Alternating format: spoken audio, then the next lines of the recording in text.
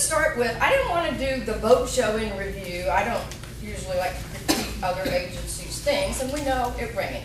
But I heard some good things.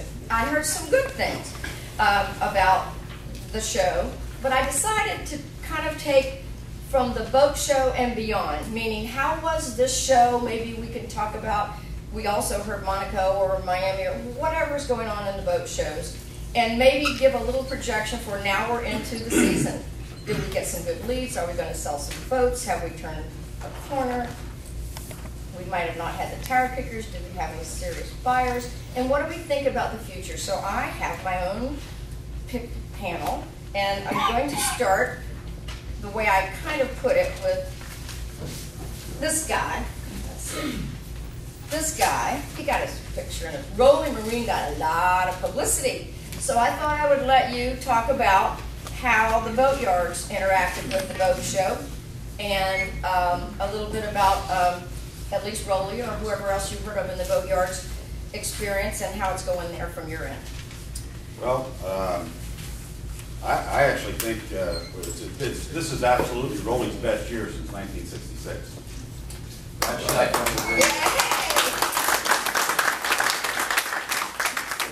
That shot that was in the newspaper there was totally unsolicited. Yeah. That was a 85 Pacific Mariner, seized the moment. Actually, one of the guys that owned it is my actual stockbroker. I've been around. He had an azimuth before this that they kind of wore out.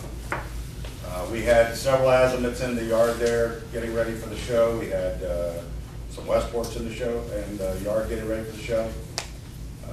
But it was the typical boat show stuff, displaced dockage, nowhere to go anywhere. And then thanks to Butch over here, I mean, he finally got his permits after 3/4 of a year, so we started parking stuff next door.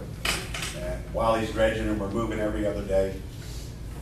But all in all, I got to tell you, we're working 7 days a week. The aftermath of the show, we've hauled 4 boats for survey already, and I believe they've all been accepted. I know Azimuth sold 8, 2 are pending financing. I haven't talked to Curry, but I believe Westport is pretty good. All in all, we can't complain. We're working 7 days a week over here. Absolutely. Looking forward to 4-day weekends. Yeah. and he's building most of an addition, which is bigger than his real house. So that's good. That's Phil, all right. I know Phil had a good show because everybody kept saying, well, they sold a bunch of Westport. So Phil, if you give him your experience. We had a nice show. Everybody showed up with the right attitude at our place, which I think is probably one of the biggest hindrances in our industry, is carrying the baggage of what goes on every day and then showing up with a big smile and trying to forget whether your wife was nagging at you or whatever. But we had a nice show. We sold new construction. We sold a couple trades that we took. I don't forget into specific numbers, but we had an 8-figure show, which is a good show, which allows 900 employees to buy shoes and socks again next year and keep 3 facilities open and then a 4th facility here in Fort Lauderdale. And all in all good stuff. You know, the rain and stuff, you know, it's funny, you get a lot of people coming by, and I know some people chase the Obama factor at the show, and if you don't like Obama, vote him out. That's it. And then some people chase the economy. You got to work through it. You know, this is the new norm. And the weather, adapt or start selling umbrellas. It's the way it is. It worked out well. I mean, the rain was the rain, but everybody had to adapt, and everybody else got wet at the show too. And I joked that we never saw any, rain in our display, but it rained real hard. And, no, all in all, good show, and it laterally creeps through the rest of the industry, which is good. Fabulous. We'll ask questions at the end, so take notes. We also have the yacht industry's economic impact. There's some really good information in your backup. It's long and big, so take it home with you. I don't need to point it out, but this was kind of interesting. And along those lines, Jeff Erdman is my go-to guy for facts and figures, and you can tell us about the case. Well, we've been performing a survey actually of the brokers in the industry to find out exactly what the effects of the sales tax gap were so that we can actually prepare a report. Tom Murray, the economist from Virginia, is actually in the process of now combining the numbers, but the numbers are mostly in. I say mostly. We have just one straggler outstanding and a little bit of additional massaging to do to really figure out exactly where it stands, but the numbers are awesome. Essentially, in the packet there, it shows that there was $10,728,000 collected in combined sales and use taxes on boats in excess of $300,000. Now, you know, numbers in and of themselves without some level of comparison probably really don't mean much, but that is in relationship to what the Florida Revenue Estimating Committee said that they previously collected in 1 year was $1,400,000. That's a 660, actually it was really 666%, but I said, I can't really write 666. I thought it was so I rolled it back just a little bit to 665%. It said it's in excess of. I just thought it was a bad omen to throw that in there, but the reality is this incentive was really born from the idea that the Florida Yacht Brokers Association wanted to attract and retain boats to the state of Florida. We're tired of this ongoing sort of policy that people have where you can set up a foreign corporation, you can go to another state, you can go someplace else. Why do you want to go someplace else? We've got this beautiful, wonderful peninsula sticking right into some of the best waters in the world, located in the best areas with some of the best facilities in the world to take care of boats and yachts. And frankly, even though Raleigh is working, you know, sort of 7 days, I suspect that if in fact he had the motivation, he would build a facility to absorb even more capacity, or somebody else would. Because the reality is, as long as we have the boats here, and as long as they're doing business in Florida, all of us will prosper. And so with that, we're also really eager to start promoting our message as soon as our message is refined. And one of the ways that we intend to do so, we're going to be going to the Shanghai Boat Show. We've partnered with eFlorida, Enterprise Florida, and they have graciously invited us to be one of 12 boat show people going to the Shanghai Boat Show, and we're going to be in a pavilion, a national pavilion. This is interesting. The state of Florida is going to be represented in a national pavilion, and our neighbors will be Australia, Spain, Taiwan. Actually, Taiwan has 2 big sections, but we have a section equal to Australia, Taiwan, and bigger than Germany, bigger than Spain, and bigger than France at this boat show. We're going to have 12 booths there. Florida Yacht Brokers Association will be one of 12. We're going to be putting the message out there. We're going to be coming to each and every one of you as part of the industry to see if in fact you want to share and have you give some of your message points to us to share at this show. So the reality is we want to promote Florida as the great destination it is. We want to continue to work with Tallahassee and the state and local governments to continue to attract and retain boating in Florida. So that's it. When is that show? Say again? When is the show? The date of the show is April 19th through the 22nd of 2012. Thank you. And Jeff and I sort of, for all intents and purposes, are the Government Relations Committee along with Jason Dunbar from Marine Industries. We're kind of all meeting together. I will get our government relations people, Steve Geller and a few of them, a little more involved, and we do a little more on our end. But we've been kind of just filling out where the Marine Industries is going, where we're going, what the issues are, and I thank both Jeff and Jason for being our guys, our Marina Mann guys on that. So John Mann, John runs Blue Water Books and Charters with his lovely wife, as you all know, and he's the big SuperYacht guy from the USS. I always like to say USSR. I know that's not right. BSR, the US SuperYacht Association. And Kitty McGowan's here, director. Hi, Kitty. I asked John to pitch in, and as you saw in the newsletter, I was shocked. I mean, I knew Italy was #1 in worldwide shipbuilding, and I knew we were #2, and we would probably never catch them. But I didn't realize that Holland snuck in before us, and we're not even #2 anymore, except for you guys. We're now #3, but we're going to hear a little bit about how to get some of that back today. And John's going to talk to you a little bit about what's going on in the big boys world. Thanks, Margaret. Appreciate being here. Let's not focus on the negatives that have slid in the standings relative to new builds. Let's focus on the positives. Our trade association, the U.S. SuperYacht Association, and I just happen to have some membership directories up here. For those of you who'd like to see one afterwards or talk to Kitty about membership, we're about 180, almost 200 members now around the country. And really, we got started. We celebrated our 5th anniversary at the show. We had quite a celebration. Peter Kasperi will attest. He got a couple 100,000 pictures, Peter. I hope we didn't have to pay you too much for those. At least $1 a piece. At least $1 a piece. Okay, that's not too bad. But seriously, we had a terrific show as an association. We kind of measure that, obviously, by what we did and what the reaction was of our members.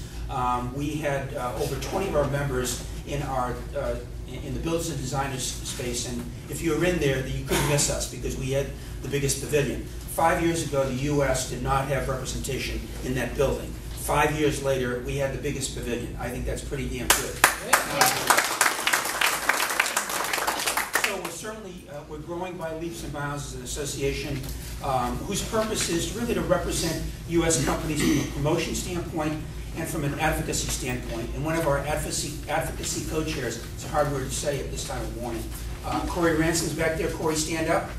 Corey is our regulatory chairperson, and what Corey is working on, and has been working on for the last few years, is making sure it's easy for these boats to get into the United States. When I say that, I mean complying with all the regulations, but very important because, as you know, the Coast Guard, Customs and Border Protection, and even these foreign flag boats coming in here with foreign crew need to have the right visa, and the right visa, so that you all know, is a B1, B2. It's not a C1B, which is appropriate for a cruise ship. So Corey heads up our advocacy effort.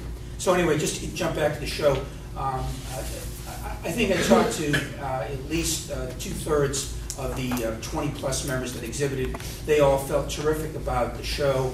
Our new presence, which was doubled in size, and all the events that we had at our stand. So I think from an association standpoint, U.S. SuperYacht Association is feeling very good. We also, Kitty and I met with Theo Honing, who's the executive director of CBAS, and that acronym stands for SuperYacht Builders Association. And Theo, that represents 23 of the largest builders in the world for superyachts. As you know, they moved out of the builders and designers tent and onto the floating docks out there. And he was pretty effusive about the change. I mean, he felt very good. So apparently he was getting good feedback from the builders in terms of their new location, because they weren't happy campers the last several years at Fort Lauderdale Boat Show, because they didn't feel as though that they had enough presence and they had enough differentiation from smaller boat part of the show. So I think from a large yacht standpoint, the show, and as Phil said, from his standpoint, obviously he sells large yachts, and Broward does. And Broward was one of those members of the U.S. SuperYacht Association that exhibited in our booth. Felt really good. So I think coming out of the show, there's good feelings, good vibrations, and good momentum. So where do we go from here, which is what Margaret asked me to comment on. Our thrust at the show and our new marketing effort, if you will, says Destination USSA. Now, it's a bit of a play on words on our association, but the message here, and I think Jeff was just really saying it, this is a gorgeous place to come to. If you hadn't noticed, I know we take it for granted living in Florida, but it really is a gorgeous place to come to. The problem we've got in the superyacht segment of the market is they come here, and the economic study that we that was done and we presented at the show, if you were there at the follow-up to the American Superyacht Forum, one of the facts that was put out there by the yacht, was the yacht report, what are they now, the yacht group, is the fact that 54% of the worldwide dollars that are spent on refit, repair, and provisioning are spent in the United States. So we're doing terrific when it comes to repairing these boats, provisioning them, and I'm a provisioner, and many provisions, I see friends in the room here. So we're doing well there, but they don't stay here. They go other places. They go to the Caribbean. With all due respect to Anne, they go to the Mediterranean. We'd like them to stay here more. I'm from Massachusetts, Gloucester, Massachusetts, a seafaring town that'll be 400 years old in 10 years. And if you haven't been up to New England in the summer, you ought to do that. So why don't we send them to New England? I got back last night from the West Coast. I was in San Diego. If you don't know, the World Series of America's Cup is going on there, which is the lead up over the next 2 years, races to see who's going to race in a 72-foot catamaran, if you can conceive that.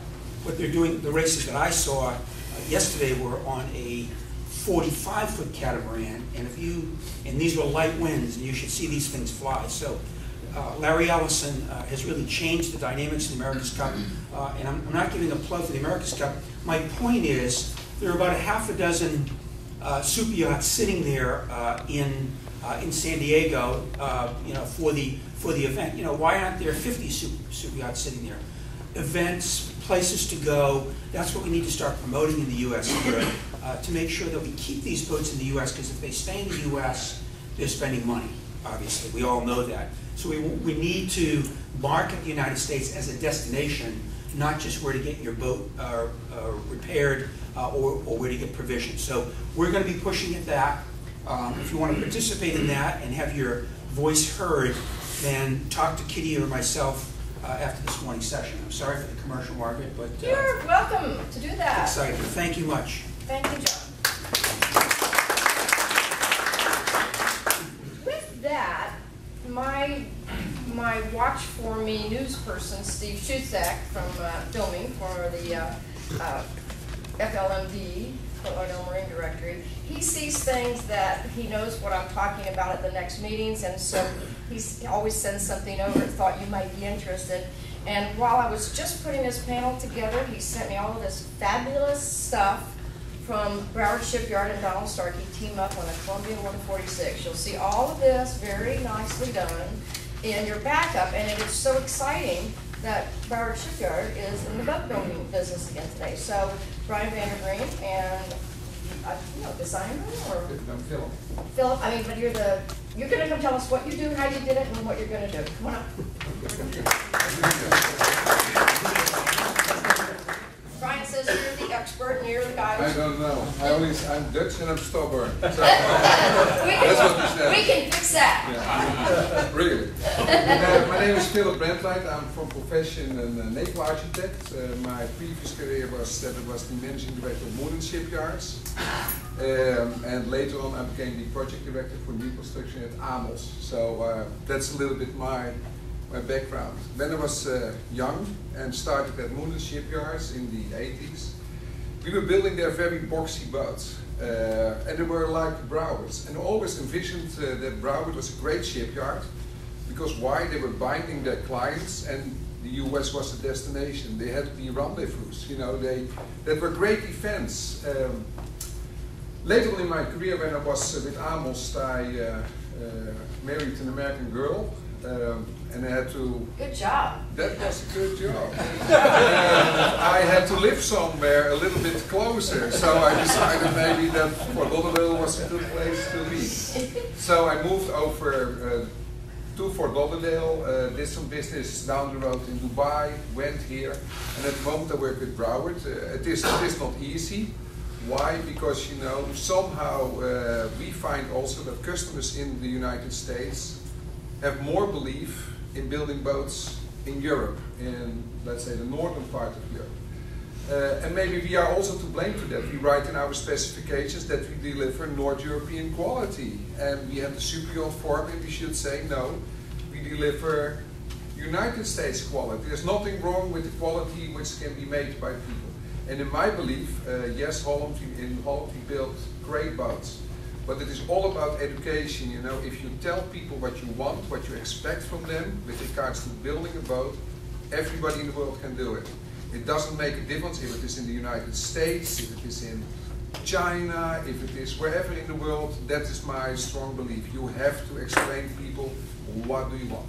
That is basically my job later in Broward Shipyard. I'm the project and sales director. I try to develop boats. One of my good friends I did a boat with was Donald Starkey. We had several people here in the United States who really like to build in the United States, but there are not so many yards. And I guess that, of course, Westport is very successful. I traveled a lot to the boat shows. I see them in all the boat shows. I think they have a great product. But there are other shipyards here in the United States who make great products. And I also believe that the shipyards should collaborate, do things together and get united. If I see how that goes in Holland, that Vetship and Huisman, they are talking, they are developing their products together. And yes, they do different kind of boats, so they don't bite each other, but they collaborate. Just before the boat show, and I guess that some of you know that, but Vetship signed in 1 week 3 contracts. One is for a 42 meter, which is about 150 feet, a 210 feet, and a 208 feet. And yes, it was not that 3 clients were in a line walking into the door and said, we buy the boat, but they did it. And why did they do that? The euro is very expensive.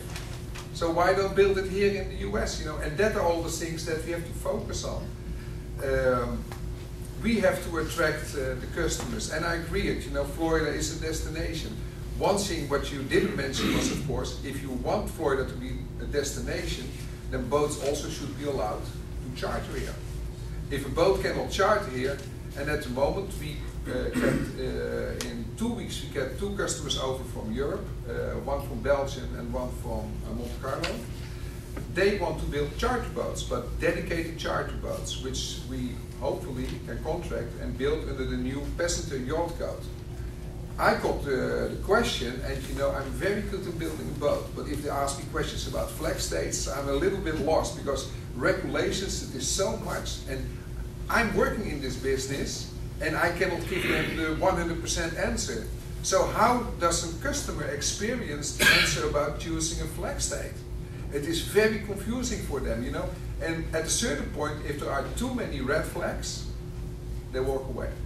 But they would like to have a boat which they can charter in the summer season in the Med, in the winter season, let's say, go to the Caribbean, and in between, yes, they would like to go with the boats to the United States and also visit the United States, pick up clients in Fort Lauderdale and coastalware. They're simply looking into those possibilities, and we try to sell it.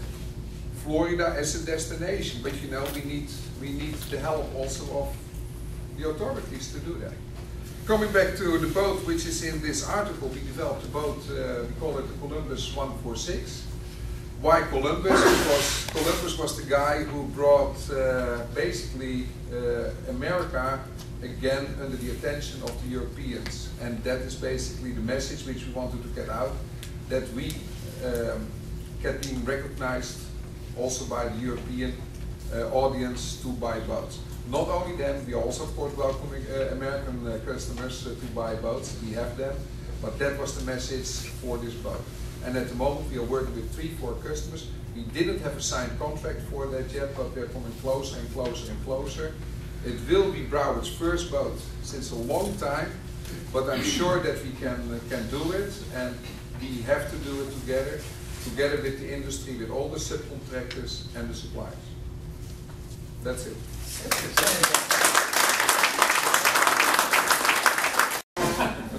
Still married? Still got that American wife? Huh? Maybe not dinner. Thank you. Okay. Don't miss those beautiful pictures in your backup. Jeff Erdman was telling me a little bit more than I knew about Jason Dunbar. Actually, I didn't realize that Jason was kind of the go-to guy if you want to, and I should have known this because I needed this a while ago. If you needed to know sort of how much your boat is worth and get a quick value and get a, you know, those are hard people to find. And I guess maybe it's the Luke Brown contact, but maybe it's just Jason. He's very good with figures and numbers and things. And so I'm asking Jason Dunbar to give you a little bit of his perspective on the industry today, and I didn't give him much notice. I forgot to send him the newsletter. Anyway, Jason. I've had since 7:30 this morning to prepare for this, so yeah. This will be brief. As Margaret said, I obsess on numbers. This is, I want to know. I'm not a big fan to meet a person with a boat and he says, what's my boat worth? And I tell him what I feel it's worth. I hate that. I don't like that. And I don't think the owners want to know that. They want to know with a high rate of probability what exactly is that boat worth today? What will it be worth a year from now, 3 years from now? And this is what I tend to obsess on a little bit. in the process of doing that, we have multiple listing systems that the yacht brokers use, and I tend to kind of aggregate the information. They don't exactly produce good data on what boats are worth, on what they're selling for, but they give us an idea of the volume. And I think that's something that I can share here with you guys and it gives us a better sense when people will ask, and I know I can't speak for the other guys, but I know before the show, after the show, it is a constant question. How was the show? How was the show for you guys? And I like to actually give a sense of exactly how the show was. And what I guess, and for what it's worth, these sales, the volume of sales, by the way, and how it ties us brokers together with the vendors and the boatyards that are in this room. Every time a transaction takes place, by the way, when somebody pushes over a large pile of cash for the keys to a boat, in the first 90 days, there's this magic 13%. Dennis and I were talking about this earlier. When the surveyors and all of the people find the problems that are wrong on the boat, as that commerce takes place, immediately the new owner will go to Greg or whoever's yard, and they will spend, on average, 13% of whatever they paid for that boat to fix the surveyor items and personalize the boat. That's magic to all of us in this room. Now, I use, to gain a sense of where we are today, where we were last year, I have to have a baseline of what was good. And from the volume, or to gain an accurate sense, and the only reason I'm explaining this to you guys is so you know what tea leaves I'm reading from. What I use to gain a baseline of what's good, I tend to use the 04-05 volume. Because in those 2 years, I think arguably, it was good. And so that's what I set as my baseline. So I want to start with that as I share with you the numbers as I read them, how we're doing. From 04 to 08 in volumes, the brokerage industry lost 70% of the volume of what we were selling. It was a little less, it was like 69 point something, but basically 70% of sales disappeared in that 4-year period. From 08 to 10, where that baseline was, we jumped 30%. It was 15% each year back towards the 04-05 numbers. Okay, and I have to, again, apologize. This percentage from which I'm speaking right now is 80 to 150 foot. I block the numbers into 2 basic boat ranges that this is just what I personally want to know. 80 to 150 foot, and I use 40 to 80 foot. These are the 2 different volume categories that I study. So in 80 to 150 foot, again, from 04 to 08, 70% disappeared. And then 30% has been recaptured since by 2010, since 08. Now, in the 80 to 150 foot range, I take from October 31st, and I usually study the October 31st to December 31st numbers, because that gives me a resonance or a sense of how the boat show was. Literally, I mean, I look at the sales in Fort Lauderdale, what is the volume, and then I compare it to previous years. And just to give you guys some of the numbers for November, and I have very incomplete data yet, but for the month of November for Florida, right now we are at a 15, this was on November 14th was when I was farming this data. But we were at basically 15% less than all of November of last year. And that may sound grim, but to be honest with you, it's incredible, because the probability of us, literally, when somebody says, how was the boat show? The probability by the end of November of it being better than last year or flatline is extremely good right now, because we have another 15 days. Every day, every sale that takes place, that 15% is going to go closer and closer to exactly what December or November's of 2010 was. And again, the probability of it creeping up, if you want to know in December what the numbers were, I'll have a much better resonance. But right now, it looks extremely strong. And well, anyways, that's just the numbers. So when people ask you how's the boat show, I think those are the numbers. Thank you for all your work. John's asking a question right now. That is the volume, the units of sales. Now, in that, I like to kind of then piece I take all of those numbers and I average what they're selling for. this is another interesting one. Of the average of boats that were sold 80 to 150 foot last year, there has been it's just under 20%. It's a 19% increase in the average price of that boat. So again, whatever you read out of that tea leaf, the buyer in 2010, on average of all the 80 to 150 foot boats, was spending, his average was 3.4 million of what he spent on a boat. This year, that average so far is 4.1.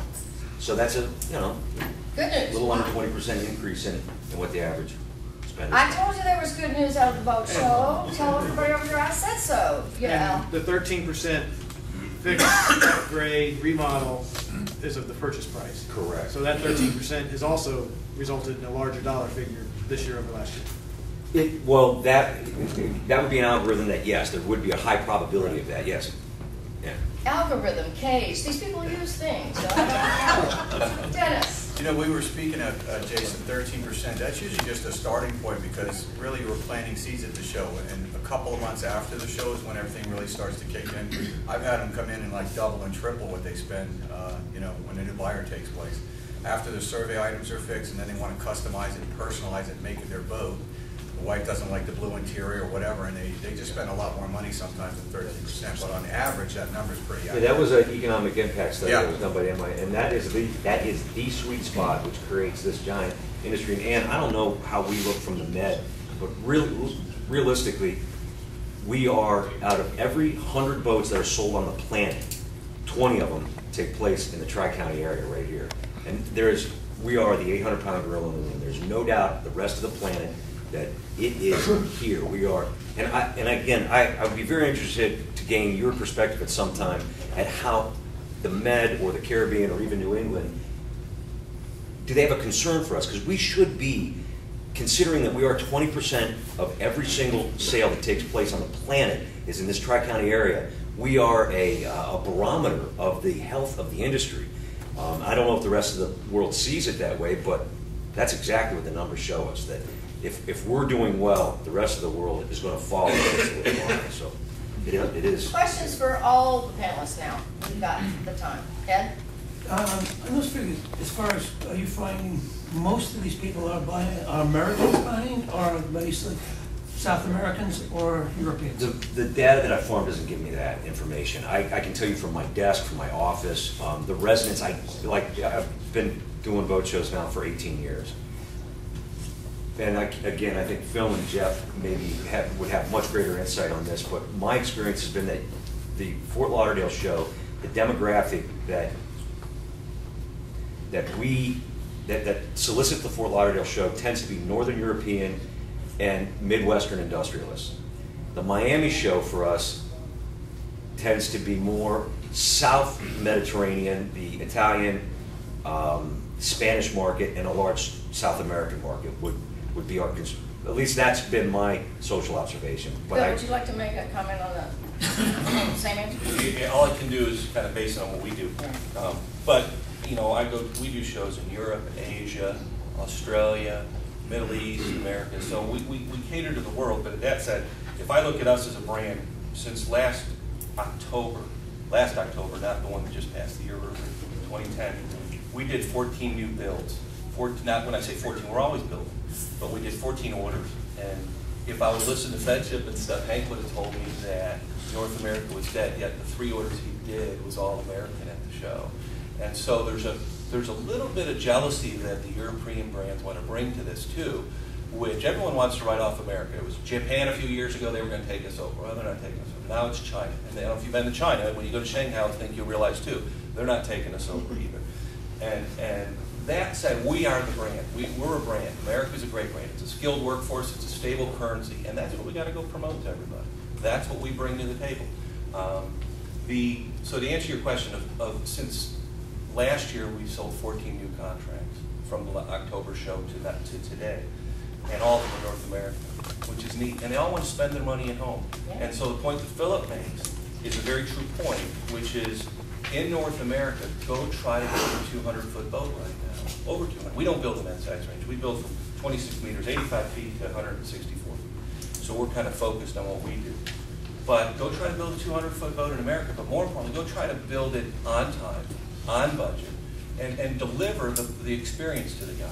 Fedship and those guys have done a good job working together, and I support Philip's idea of working together. I think it's smart. Everybody can come to the table and eat. Nobody has to go home with all the food at the end of the day. But it's one of those things where it's only bad economic times that bring people together. After that, it's everyone's playing the band, popping the champagne again. They forgot what got them there. And we've always had a real core philosophy as a company. So we're kind of boring almost, which is we're a blue-collar company that builds white-collar boats. So we don't get focused in on the band and the champagne. We just kind of keep our head down and do what we do. And I think most of this room probably keeps that same way at the end of the day. Your focus points on the industry that you love, but you have life outside the industry. These guys started U.S. companies. None of them in our brand are what I call idiots and orphans. They all started companies. I mean, the next kid is the kid in the Ginsu knives who's with Google right now. He doesn't know how this works yet. This is real new to him because he just got $600 million. But the North American market is huge, and I think that's why Philip's building a boat here. You've got a good skilled workforce. You've got a market that's kind of untapped once you get over 175 feet, because the projects that North America has been able to bring to the world marketplace over 175 feet have been kind of mired in controversy, whether it was a bankruptcy, an owner taking over a yard. Had enough projects. The guy today doesn't want to risk signing up with a build if he's going to own the yard. He wants to know he's going to get his boat and go boating with his family. That's his goal. And so hopefully, as Broward comes and does this project and other people tackle that over 175-foot market in the U.S., they need to bring that discipline to deliver the promise that 4 years earlier when they signed that contract with the guy, they promised them, they got to deliver it. And if they do that, this room will be a lot happier. And one of the things I'm trying to do for Congressman West at Phil's invitation is bring Alan, who will be a keynote speaker if he's not tied up in Washington on the 16th, to see. Last month we talked about your speculation, beautiful Coast Guard cutter. It's here. It's right here on the front. So there again, you know, it's one of those things where we're a wonderful country. We have the best military in the world, but we also have an acquisition process that's flawed. When you see a road being built or a bridge, we all realize, gosh, that thing's been going on for 5 years. When's it going to finish? The cost was supposed to be X and it ends up Z. That said, we face that same headwind with the GRC, the Global Response Cutter that we built. And the reason we did it is we saw Sentinel-class and Island-class Coast Guard boats tied up to a dock. We said, we can kind of bring a solution to this, hence the name Solution on the side of the boat. And our acquisition cost, they pay about $51 million a copy with the current yard they use. And ours is $26 million, as you see it sit at our yard, done, complete, and it works. So that boat has spent most of the summer in the Northeast meeting with a lot of people in government. And unfortunately, the people that are in the user end of the product, whether it's the current product they use or maybe our product or any product, they understand what we're doing and what we're bringing to the table. It's the decision makers, the people that sit for only a couple of years in these roles that don't. So it's kind of more of a grassroots thing that we're bringing to the marketplace, and we're patient. And we need to have patience. So whether it's raining or it's the economy or whatever administration, we'll sort through this and get there. But we have a long-term plan to get there too. It wasn't, you know, if you build it, they will come. We didn't have that mentality.